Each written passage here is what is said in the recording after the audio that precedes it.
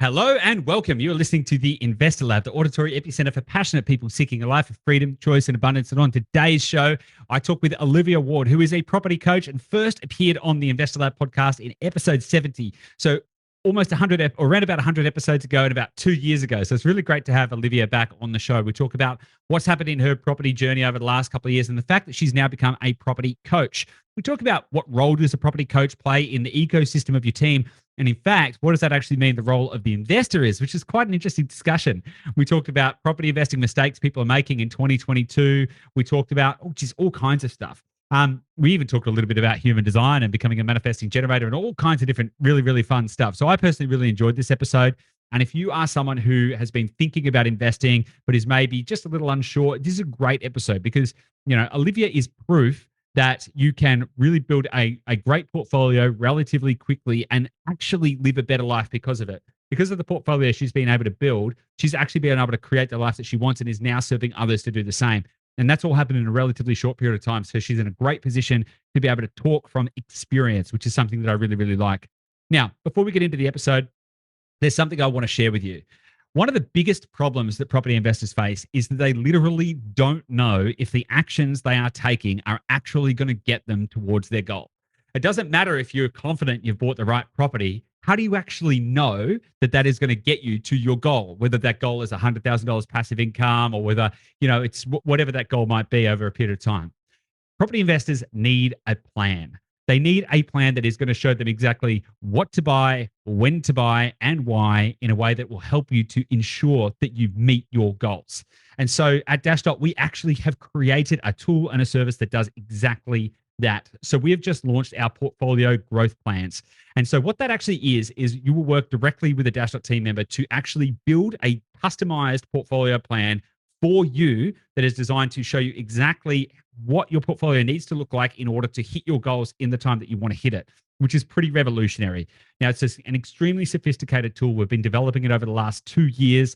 It has taken just a huge amount of effort to get it to the level of complexity, but also the sophistication and accuracy that it is. There's literally nothing else like this on the market, which is why I'm so excited to share this with you as well. So if that sounds like something you're interested in, if you want to finally have clarity over whether you're going to achieve your goals, whether you want to know what the future looks like, if you want to get vision on how you're actually tracking right now with your current portfolios and whether that is even going to be enough to, maybe you're already there, but you just don't know it, which we've seen quite a lot as well, then this is going to be an amazing addition to your property investing journey. So if you want to check that out, just go to dashdot.com.au. Follow the links through to our the What We Do page. You can check it out there. Click a link, book in a call, and we'll catch up with you there. But without any further ado, let's get stuck into the episode, and I'll see you on the inside.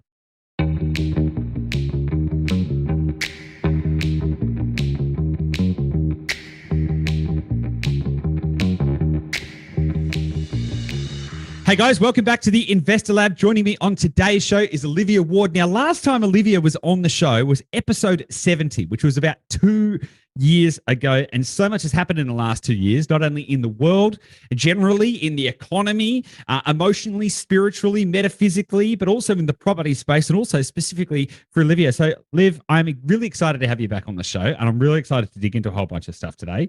And obviously you and I have gotten to know each other pretty well over the last couple of years, which is great. But for people who might not have heard of you before, or maybe just haven't heard of you since episode 70, which is like 2 years ago, why don't you give us a little bit of a background? Tell us a little bit about who you are, what do you do, all of that kind of stuff, and then we'll dive into a whole bunch of questions. Thanks, Goose. Thank you very much for having me. So what do I do? So I started off with building out a property portfolio in my 20s. I did the whole typical, got to 5 properties in 5 years by, I think, like 29, something like that. Came on to Dashdot, and that was really exciting. And then I loved it so much, I thought to myself, how can I teach people how to do this quicker, easier, faster, and also with like a lot of ease, because I was like, it's too good to like not share how easy it is to build wealth through real estate. So then I went and did my, I thought, I'm going to roll into doing this buyer's agent's course license sort of thing. And I thought that's what I wanted to do. And I got into that and I was like, absolutely not for me whatsoever. So I was more loving like the journey and the experience and like the wow moments that you have when it comes to building wealth, because obviously like it's all about the journey. And so So then I decided I'm going to help other people do this. So about only 4 months ago, my partner and I both quit our jobs at the same time, corporate 9 to 5 jobs, and thought we're going to go out and do our own thing and help impact other people to, build property wealth, essentially using property a lot easier. Okay, so how are you doing that? Because you said that I'm interested. You said you thought, oh, I'm going to become a buyer's agent, and then you went, okay, that's not for me. I'd love to know why. What made you say no? And specifically, how are you helping people now? Because you're talking about helping people to build wealth through property. So what do you mean? So talk to me about both of those. Okay, so first question, let's answer that one. So buyer's agent, why I got into that. I thought to myself, there's this missing piece of around having a regulated nervous system. To be honest, I find a lot of people get into property or they don't know how to find what is the good people to have on my team versus who are the not so good people to have on my team, because it's like there's so much information out there. And so for me, I was like, who do I trust? But I realized that so many people are time poor, and so many people like, I don't actually have time. Maybe I'm stuck in a corporate rat race, because that's where I came from originally, the corporate world. I was watching all these people, like they didn't have time to research and figure out all the people that I needed to have on my team. I was also watching a lot of people put in more money than what they needed to as well. So they were just like throwing out money because they had it. And so I wanted to sort of help protect people a little bit more, think a bit strategically about it. And what I realized with the buyer's agents world is like, you guys, especially with Dashdot, there is a lot of moving pieces. And that was just something that I didn't want to build a large company personally myself. I have a very relaxed lifestyle, and I realized that you need to have a pretty big company and organization to provide a really high quality service. And I thought to myself, that is going to take me many years to be able to achieve that. But the core part that I wanted to be a part of was, the experience and the wow moments that investors went through. So I decided, why not play a particular niche part of the role of doing that, of helping people. Yep, which is the next question is, helping people make sure that they don't waste their time on areas that they don't need to, like having conversations with people that aren't really necessarily required for their part of their journey. Also helping them, I suppose, you're effectively coaching people, right? You're effectively a property coach, right? And so what I find, and which is awesome, right? Because all of the stuff that you're saying, like helping people to make sure they're making the right decisions, making sure they're not wasting money, working out who they can trust, and all of that kind of stuff is brilliant, right? It's a great. What I find most interesting about this, Liv, is we often hear the statistic like 71% of property investors never get past the first property, 90% of property investors never get past the second property. Okay, that's a big problem, right? That's specifically a problem that Dashdot fixes, right? That is specifically a problem that Dashdot fixes. But the thing that most people don't realize is that they think that the largest number of property investors are in that 71%, the one property. But in fact, the largest number of property investors are at 0 properties. Like they are at the place where they're just like, I am, psychologically, I want to be an investor. I know that this is the path for me, but I don't know who to trust. I don't know how to get started. I'm time poor. It goes on the back burner. All of a sudden, they're like 45, 50, 60 years old, wondering why they didn't get started when they were 20, started when they were 25, 30, 35 years old. And so the biggest problem that needs to be solved in order to really create genuine wealth transformation in Australia is actually, how do we help people break through that inertia and keep that momentum up? Now, it's not just for the 0 to 1, but of course, obviously the 1 to 2 and the 2, and there's different layers to it.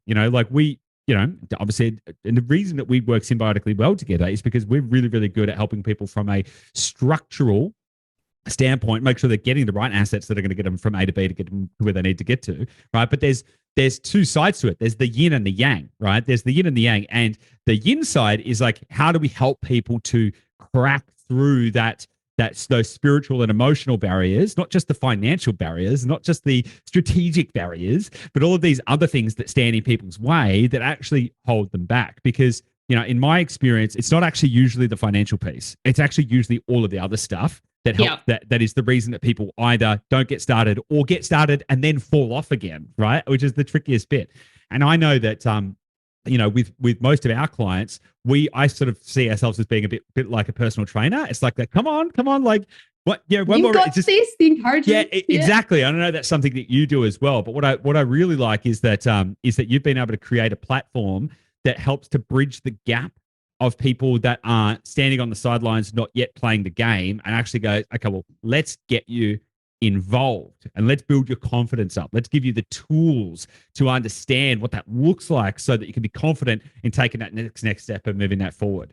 Thank you. You sold me so well, Goose. I was going to say one of my measures of success that I have for myself is if I've done my job well, you shouldn't need me after the second property at all, right? To be honest with you, because then you've got everything. You should have the right mindset. You should have the team and the people that you need to be successful moving forward. You've now got all the solid foundations.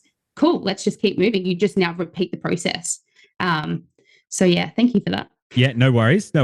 So I'm interested. Last time you were on the show, and you've been, everyone's personal stories, their own personal journey, but I'm very interested, right? Last time you were on the show, 5 properties in 5 years. At 29, what has over the last couple of years, like what's changed in your portfolio? What's changed for you? Obviously, you've been able to quit your job, which is pretty cool. And I'm assuming, I don't want to assume too much, but I'm assuming that is in no small part because you built a property portfolio that will allow you to do that. That gives you the ability to quit your job and start a new business without having the fear and wondering how is that all going to work out? So I assume that's a part of it. Do you want to talk to me about what that evolution has been like for you over the past 2 years since we last spoke, and what's changed in your world? Yeah, awesome. So, well, first of all, I sold one of those properties. So I did the classic thing, one of my first properties I ever bought, just went and bought it, didn't really know what I was doing. So it was negatively geared and it was getting more negatively geared as well, just because of the location. So even though it gave me a lot of growth, I got rid of that property. And that's one of the things that I'm hoping to prevent people from having to go down that path as well. I would say on that though, because I remember talking to you about that property. That property served a purpose. Because I remember you asking me what do I do? I've got this property, it's negatively geared, and you were feeling pretty bad about it. And I was like, well, has it served a purpose? And you're like, yeah, it's given me all of this stuff, and I've been able to go and buy all these other properties. I'm like, great. So it's been an awesome property to have in your portfolio. It did. It got me that capital. Totally. But it had served its purpose, and then it was time for it to go. So yeah, cool. Yep. Okay, so you sold that property? I did. So I sold that property and then I went straight to Dashdown and I was like, guys, awesome, sold this one. Let's replace it with 2 other big cash flowing, really high growth sort of properties. So your team are amazing at doing that. And now what that allowed me to do is say, cool, so now I've got 6 properties.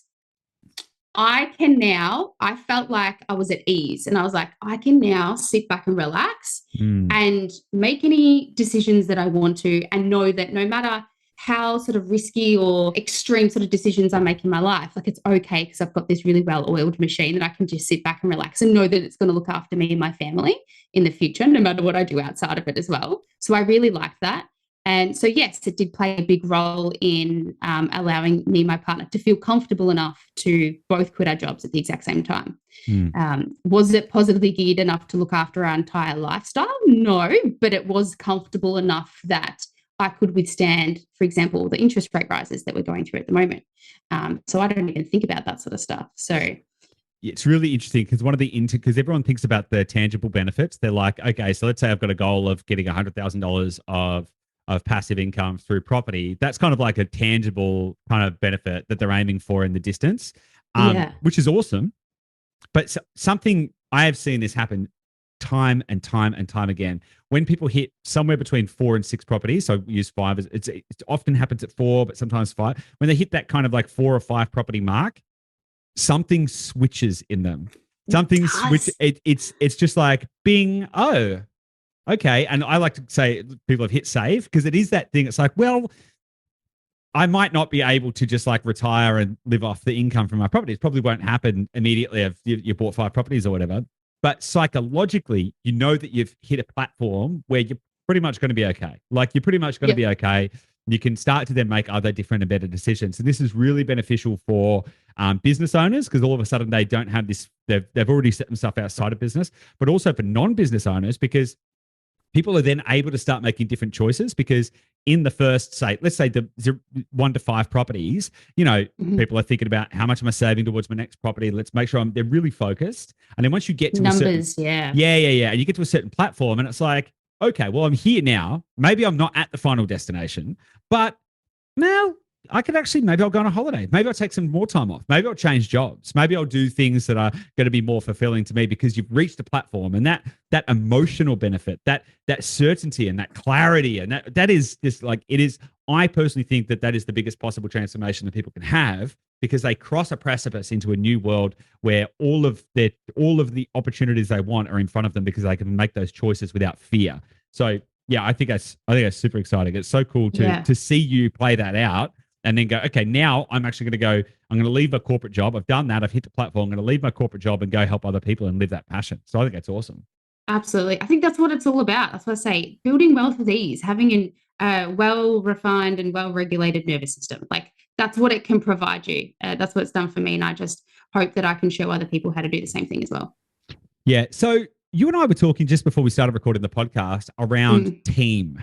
And you said something that was pretty interesting. And I want to pick up on that. So basically you were saying that investors need to think about what role they play in the team that they are building. And I thought this was a really interesting way to think about it, because most investors think of themselves as the investor, and then they have a team of kind of people that, in effect, maybe work for them or, whatever, versus saying what position am I in the team? Just like on a soccer field, you might be the goalie, right? So you have other people who score the goals and you're the one who prevents the goals. Or maybe you're, whatever, you have a position, but the actual whole team makes up the ecosystem of what makes it good, and everyone has a different role.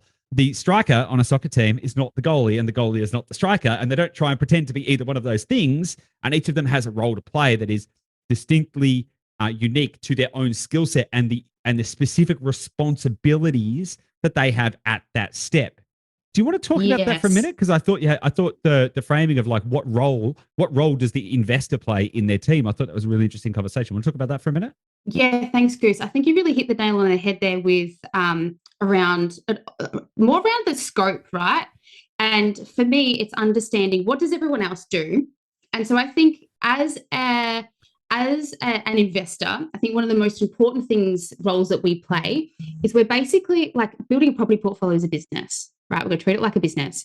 What is your role within a business? Like the CEO, what does a really good CEO need to do? And be a visionary. And so when you are a visionary, you also need to play that role of being able to communicate that vision as well, right? So saying, well, this is where I want it to get to. This is what I want it to do. This is what I want it to provide. Team, how do we do that? And sometimes that means you've got to explain your vision 3, 5, 10 times, and that's okay. The more, the better, right? But then it's also understanding, well, what sort of levers are you going to pull from everyone else that you have on your team as well? Like, for example, one of the biggest pain points that I see a lot of people struggle with is the differences between what my broker is telling me versus what my accountant might be telling me from a structural perspective. And so many investors come to me, they're like, Liv, I don't get it. Why is my broker telling me one thing, but my accountant's telling me another? And so what I do is I provide a bit of context to say, let's step back and think about what is the objection that your accountant's actually trying to achieve for you versus your broker. Your broker's trying to get you lending and trying to get you money, whereas your accountant is actually trying to maybe help you structure it correctly and reduce your taxes. Now, a lot of people come to me and tells me, well, who's the one that's meant to tell me how to build wealth? And I said, well, it all comes down to you to make the final decision to say, this is what this expert's telling me. That's what this other expert's telling me. Let's pull the pieces of the puzzles together, and then I make the final decision based on all of the experts' decisions. But you've got to lather it all up to make that final. It's like architecting a solution to a problem, I feel like. Yeah, you said something earlier, which I thought was interesting. Like the role of the investor, particularly in the early stages, is to generate cash. I thought that was really interesting, because if you really think about it like that, it's like, okay, so build a team, cool, and every person on the team is going to have a different area of expertise and perspective. So your accountant will have an angle, your mortgage broker will have an angle, your property team will have an angle, etc. And then what role is because nobody can firstly, nobody can make the decisions for you, but then also it's your responsibility to go and get the money and put it on the table. But then you've also got to step back and let your team be their best. Anyone who's a good leader knows that you need to get out of your team's way. You can set them up for success, give them the right direction, and then get out of the way. And I thought that was a really interesting concept, that the responsibility of the investor is primarily to come up with the cash and actually just to build a team with the right people and effectively, just get that framework going, which is I just think it's a really interesting way to think about it. Yeah, like making yourself look good on paper to the banks is one of the most trickiest things to do, right? But you need an entire team to help you with that though as well. So yeah, I think because at the end of the day, if it wasn't for the banks, right, we probably all have like 50 properties and X, Y, and Z. So we've just if it wasn't for the banks, no, hang on a second. I'm going to challenge you on that. If it wasn't for the banks, we'd probably have no properties, right? Because, right? Because so everyone's like, the banks. It's like, you do realize that they give you 80 to 90% of the money for your portfolio, right? Like, I think, look.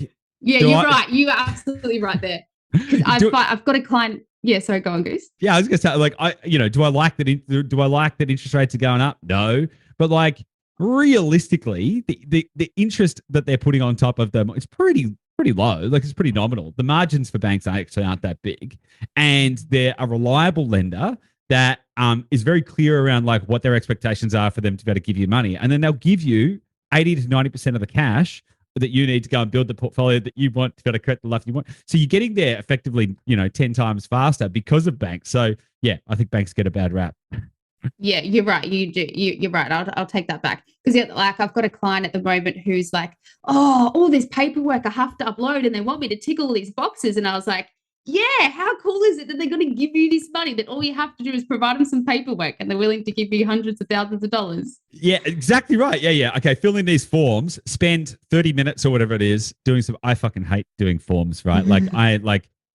Forms I do not abide with forms, right? So for me, it's quite painful, but I got to remind myself that time when you get all the loan docs and you're like, oh my God, this is so painful. It's like, yep, but all I got to do is put some squiggles and stuff on some bits of paper, and then somebody's going to give me hundreds of thousands of dollars to go and buy, a really powerful asset. It's like, okay. And I get all of the benefits off of somebody else's money as well. Yeah, totally. Beautiful. Because people forget about the idea of, like, some people have heard of the concept of OPM, other people's money. And when they think about OPM, they think about like, oh, how am I going to find like a private investor, or am I going to do a JV with someone, or, they often think about, like, is it private money or something like that? It's like, well, actually, no, the bank is also other people's money. So getting a mortgage is OPM. It's not using cash. So, okay. So 2022 has been a pretty wild year for property. You mentioned that your property portfolio has been able to, the interest rate rises haven't really bothered it. You're all good. Life's great. But for a lot of property investors, it's been a very challenging year. Either they've been unable to get finance because rising interest rates have depleted their ability to borrow, or there's been a lot of fear in the market and all of that kind of stuff. What are the biggest property investing mistakes that you have seen that property investors are making in 2022?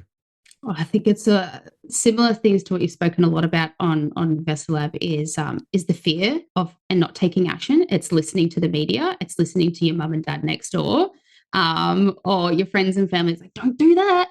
But it's like, but why? So yeah, it's definitely the fear that is in people's minds and not taking that action.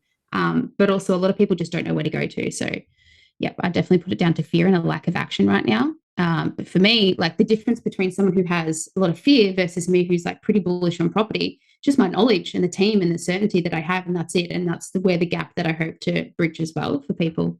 Yeah, does that answer that question? I don't know if I answered that question.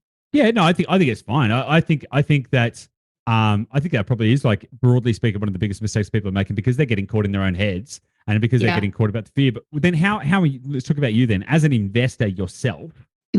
How are you personally thinking about the current environment, thinking about your portfolio, thinking about, stuff like that? Because a lot of people have a fear the property market might be going to crash, or what if interest rates keep going up, or maybe property investing is unaffordable. And so that kind of keeps a lot of people on the sidelines, which again is something we talked about earlier, which is an area that you focus in helping coach people through all of that kind of stuff. So how are you personally thinking about that? Like, do you have any concerns? Where do you think it's going to go? Or if you don't have any concerns, why don't you have any concerns? Yeah.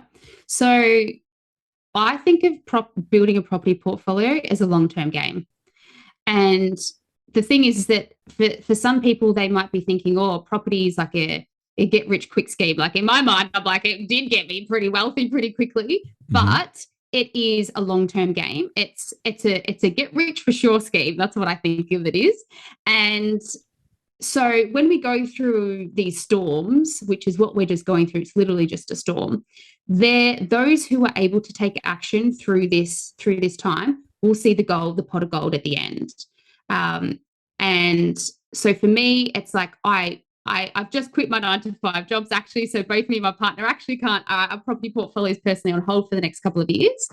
And I wish that I could be buying up as many properties as I can. And I'm absolutely loving watching all of my clients at the moment, those who are able to take the action, they're scooping up amazing deals, and it'll show in a couple of years from now, because that's what it's about. It's like that long-term game. And like we spoke about before, it's about the easiness of saying, have I chosen and made the right moves and steps? And is it, regulating my nervous system? Talk to me about regulating your nervous system. What do you mean by that specifically? You've mentioned that a couple of times. Talk to me about that. Being able to sleep at night, being able to feel comfortable that you know that you are set up and you are okay, and that you will have options in life. And if it can just at least provide that, then you can live a fulfilling life in the meantime and live in the moment for everything else that you do in life. So I think that's really important, because life's too short to be stressing about money. Yeah, interesting.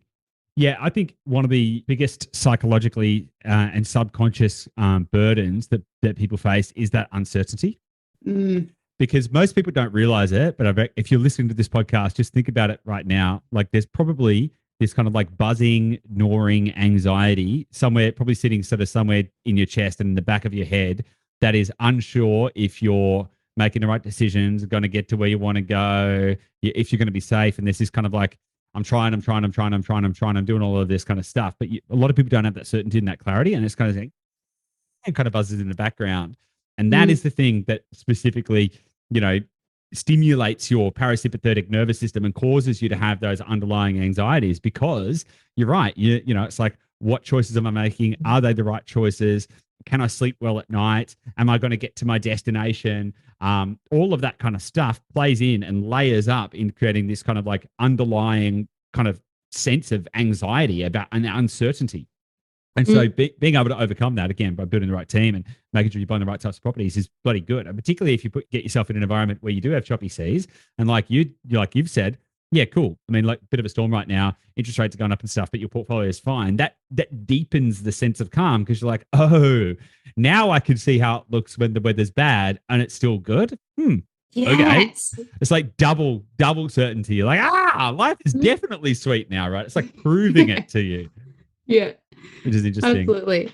Okay. So do you think that property investing is out of reach for everyday people or not? Because that's one of the biggest concerns that I think a lot of people have, particularly younger people. Now, you're not much younger than me. And so people that are kind of our age but younger often think that property investing is something that is only for boomers. It's out of reach. I've spoken to 20 to 22-year-olds and stuff, and I've said, why you're not interested in investing in property? And they're like, because properties cost $1 million. That was literally not true. Yeah, because properties cost $1 million. And so the general perception out there is, for a lot of people, is that it's too late. They'll never get on the ladder. It's not possible for them. So I'd be interested to hear you talk about that. Obviously, you're helping a lot of people on a lot of different walks of life. So do you want to talk about that for a minute? Yeah, sure. So first of all, I built a property portfolio whilst working as a call center worker. So just to let you know, I was on a very average wage, that's for sure, when I was doing that throughout my 20s. Do I think it's achievable for everyone physically? Yes. Do I think that everyone can achieve it? No, because there's a bit of sacrifice that you actually generally have to make to get into the property market at the start. But do you need $1 million? Absolutely not. I've just, I don't typically focus my area around owner occupiers, but I help out people and I show them, like, hey, with all the grants that are out at the moment as a first homeowner, you can literally buy a property in Queensland for $5,000. And it's like, when you map that out as a realistic, scenario and do that and crunch the numbers with people, it's like you can actually take some moves and get into the game. So it's not it's not as much money as what people think. Is it difficult? Is it probably more harder from saving the deposit and coming up with the money? Yeah. But also, I think a lot of people in this day and age also, blow a lot more money than what they really need to. And once you actually refine it, I worked out with one client just this week who was like, Liv, I really want to do this investing thing. Like, I've worked out how I can save $800 a week. And I was like, cool, but I challenge you. How can you save more? And then she worked out, and I was like, awesome. So you can save a house deposit in 7 months. We worked out yesterday. And I was like, great. Awesome. And you're in the door. So, it is definitely achievable. And that is a single lady on her own who's 26. Yeah, that's awesome. And the first one is the hardest. The first deposit's the hardest. But once you get the first one under your belt, assuming you don't buy a dud property, assuming you build the right team and get the right people around you, it starts to snowball and it becomes, as you said, easeful. It becomes easy and becomes. It's like, okay, cool. It starts to build momentum in and of itself. What's the biggest transformation you've seen with the clients that you've worked with? What's the kind of like the biggest aha moment or the biggest transformation, either emotionally or financially? What's the kind of biggest breakthrough you've seen someone have? Oh, I had so many. I had one guy who, after Dashdot had sourced his property for him, he's like, Liv, he goes, I've made back all the money I put into this deal. He's like, is this legal? That's what he said to me. He's like, is this legal? And I was like, it is. It absolutely is. So that was a financial one. I have some other clients who have that you guys have helped them purchase their property 4 or 5. I can't remember. Maybe it's 5 or 6. And similar to my situation where they're like, oh, now I can stop and sit back. It's all just working for me. And now they're traveling around Australia in their van, taking 2 years off to go live life.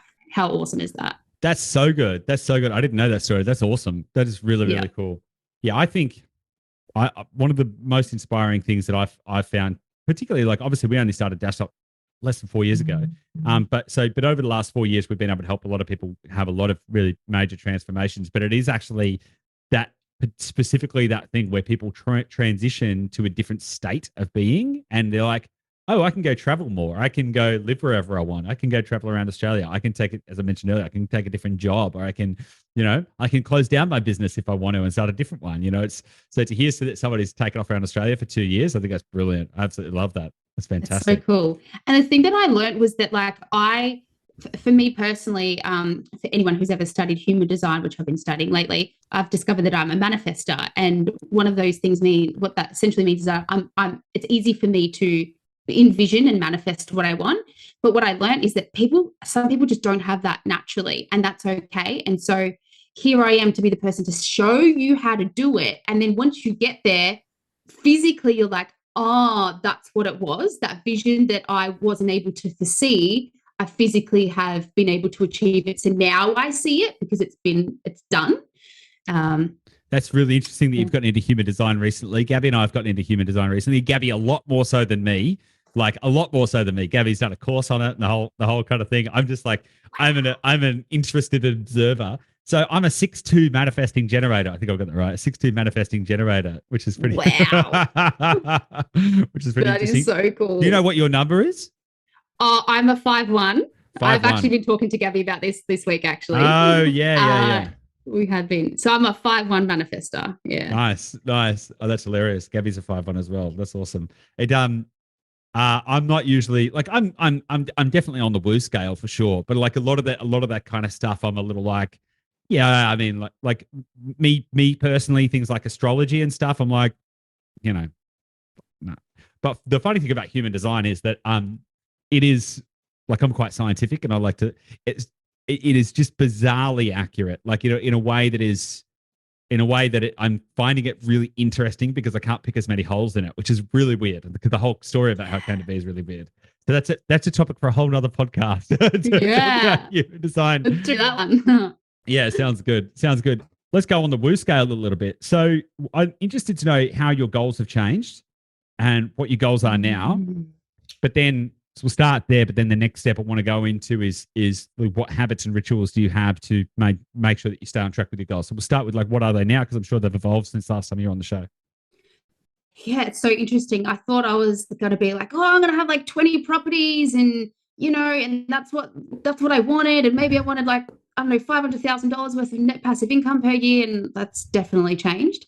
And so for me now, it's more about just having consistency.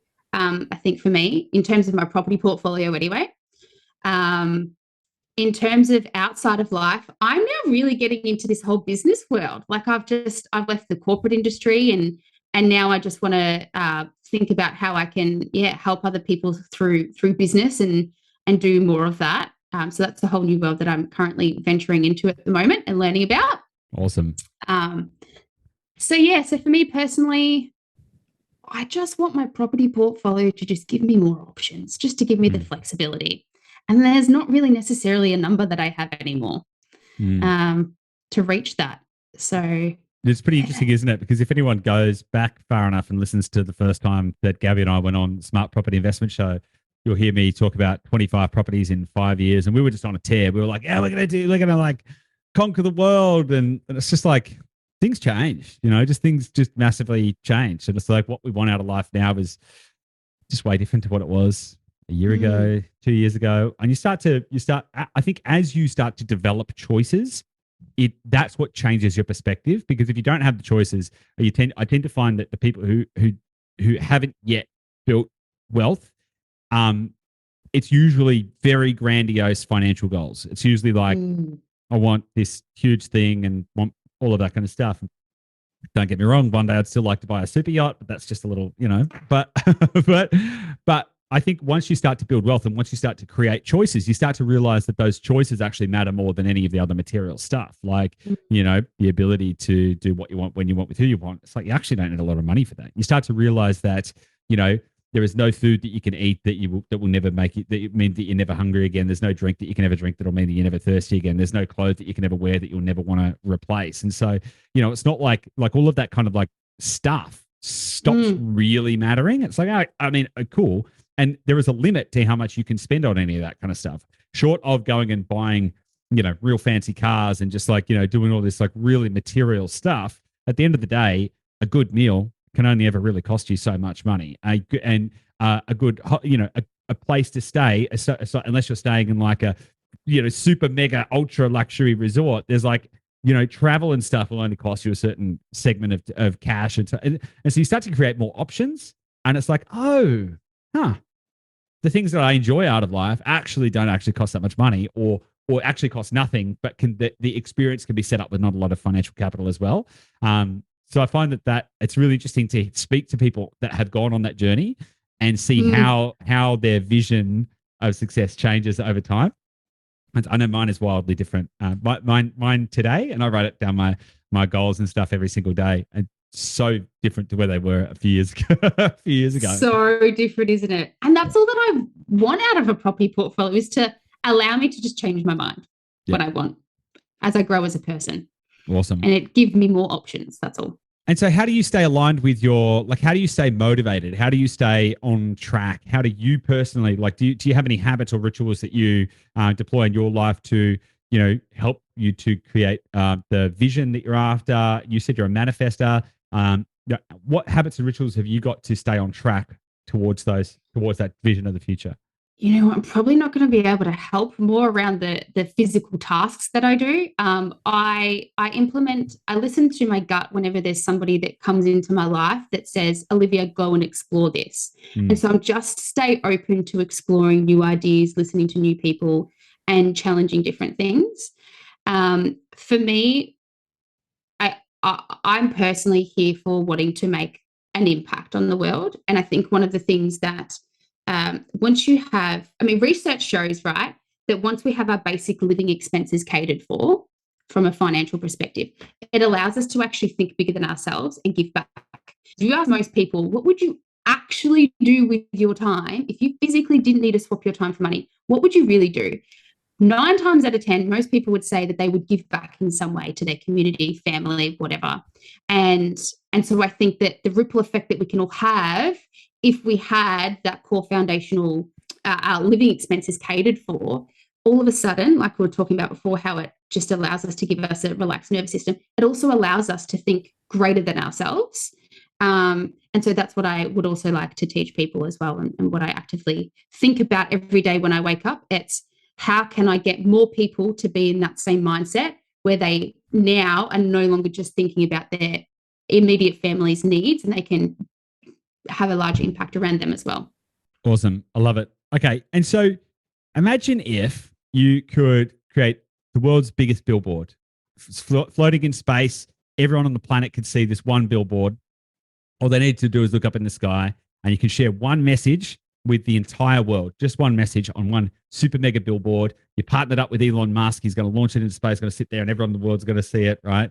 What message would you put on that billboard? What message would you share with the world? That everything in moderation is okay.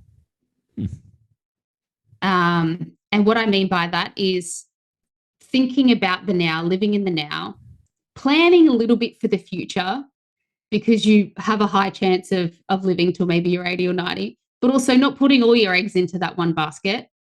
Because for me, it's around about like getting like the highest ROI on life.